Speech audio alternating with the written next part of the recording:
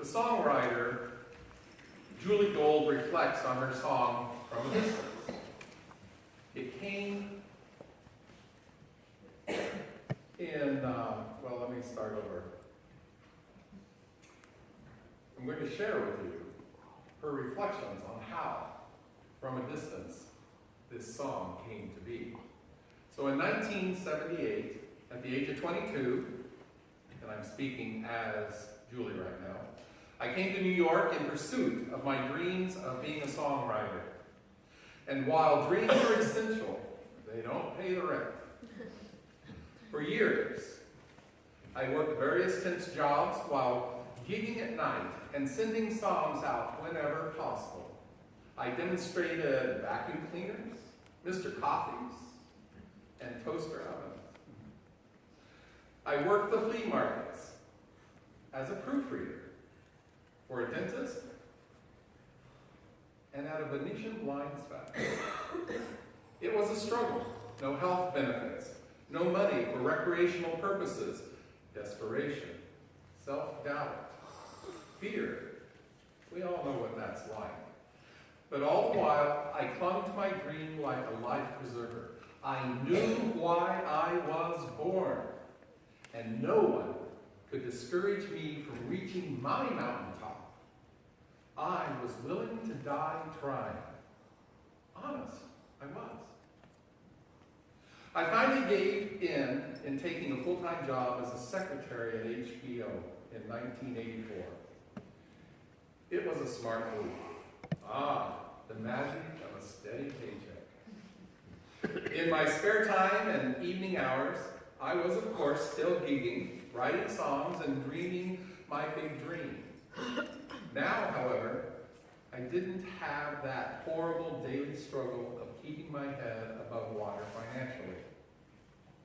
And in 1985, just before my 30th birthday, my parents sent me the piano I grew up playing.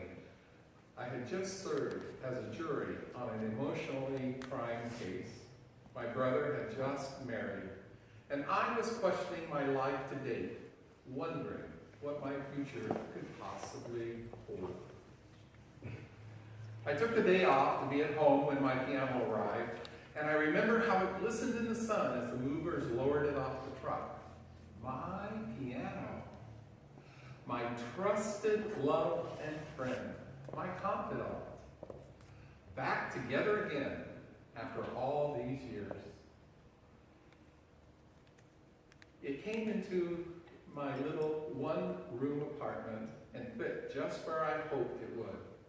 The movers told me that it had been on the truck for 24 hours, so that I had to give it a chance to settle. They said I couldn't play it for a full day. So there we were in the same room, unable to make music. I remember hugging it and polishing it. When I went to bed, my bed was a high loft bed, and I looked down on my piano all night to make sure that it was really there. The next day I sat down and, from a distance, just poured out of me. On one hand, it only took me 2 hours to write. On the other hand, it took me 30 years. Pick whichever hand makes you happy. I love them both. What an inspirational story for us as we start out a new year. Julie Gold says, I knew why I was born, and no one could discourage me from reaching my mountaintop. As we think about the two scriptures that Bev read to us this morning, Isaiah writes about the hope of the future through a specific servant, saying of this servant, God chosen one in whom God delights. The author of Matthew picks up the same theme as Jesus comes up out of the water and a voice from heaven says, This is my son, whom I love. With him I am well pleased. In last week's reflection, Bishop John Spahn suggesting the servant being sent by God is still being called, still being looked at as the beloved, and that servant is us, we professing followers of Christ.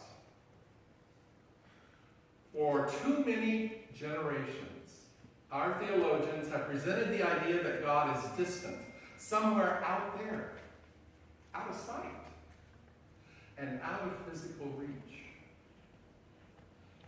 We have been taught far too long to think of God as someone who is not close or not easily approachable. When we pray, we think of prayer as going out kind of like radio waves or as texting on our phones instead of a face-to-face conversation as you and I would be speaking. If, however, we rethink our understanding of what we mean when we say the presence of God, as Bishop Spahn suggested in last week's reflection, we are all Christ's incarnate. Then Isaiah's pronouncement of God's servant takes on a very personal and up-close meaning. If we are disciples of Christ, we obligate ourselves to take on the responsibilities of Christ's work. This work is bringing about justice in a world that thrives on injustice. So what is justice? Well, there are two types of justice. The one that we most focus on and are eager to embrace is what we call procedural justice, the proper and unbiased understanding and application of legal facts in courts and in human relations. The other form of justice, and this is where we, who are called to be Christ active, start to falter a bit. It is called distributive justice. And if you're not familiar with the term distributive justice, it means the equitable distribution and utilization of resources and responsibilities in non-legal contexts. Distributive justice does not focus on rights and privileges of the individual.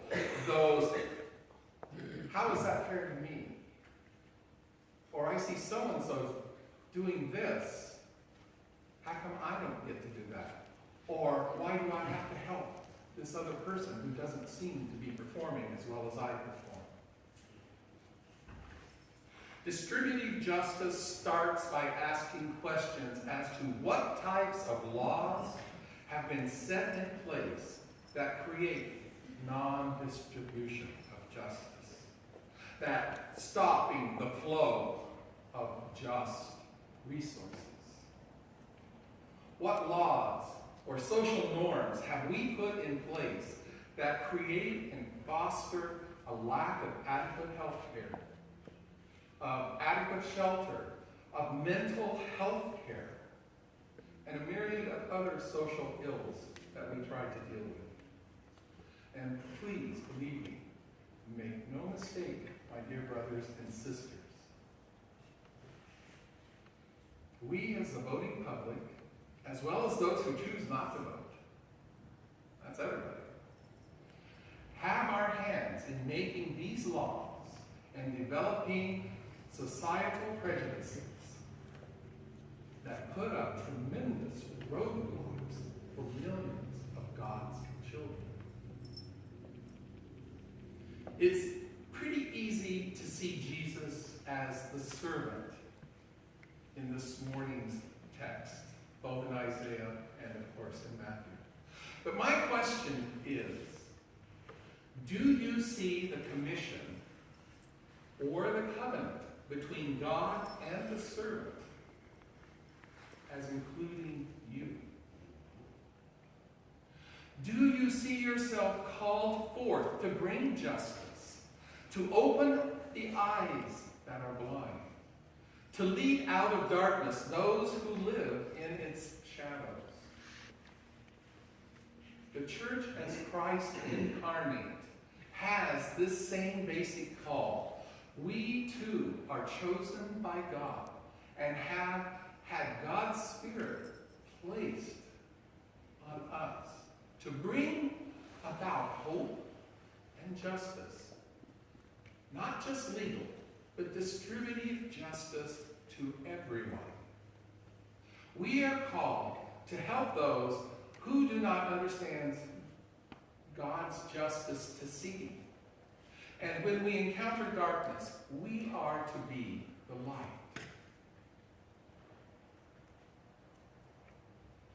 This is how we can remember our baptism. This is how we continue the prophetic call of servants that Isaiah spoke of, and of how Jesus had seen himself.